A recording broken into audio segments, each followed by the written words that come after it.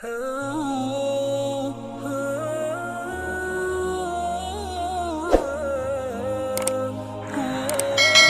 کریم صلی اللہ علیہ وسلم کی زوجہ محترمہ عائشہ رضی اللہ تعالی عنہا سے آپ نے بتلایا کہ ہم رسول اللہ صلی اللہ علیہ وسلم کے ساتھ بعد سفر غزوہ بنی المصطلق میں تھے۔ جب ہم مقام بیدہ یا ذات الجیش پر پہنچے تو میرا ایک ہار کھو گیا۔ رسول اللہ صلی اللہ علیہ وسلم اس کی تلاش میں وہیں ٹھہر گئے اور لوگ بھی آپ صلی اللہ علیہ وسلم کے ساتھ ٹھہر گئے، لیکن وہاں پانی کہیں قریب میں نہ تھا۔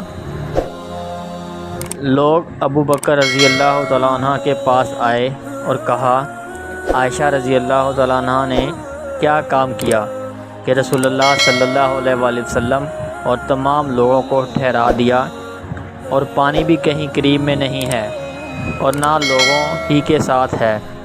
پھر ابو بکر صدیق رضی اللہ تعالیٰ عنہ تشریف لائے۔ رسول اللہ صلی اللہ علیہ وسلم اپنا سر مبارک میری ران پر رکھے ہوئے سو رہے تھے۔ فرمانے لگے کہ تم نے رسول اللہ صلی اللہ علیہ وسلم اور تمام لوگوں کو روک لیا، حالانکہ قریب میں کہیں پانی بھی نہیں ہے اور نہ لوگوں کے پاس ہے۔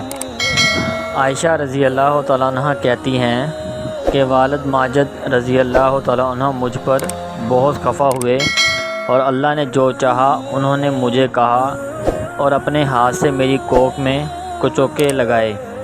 رسول اللہ صلی اللہ علیہ وسلم کا سر مبارک میری ران پر تھا، اس وجہ سے میں حرکت بھی نہیں کر سکتی تھی۔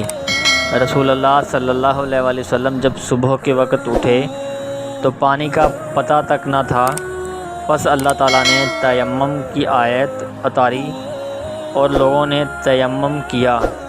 اس پر اسید بن حضیر رضی اللہ تعالیٰ عنہ نے کہا، اے آل ابی بکر، یہ تمہاری کوئی پہلی برکت نہیں ہے۔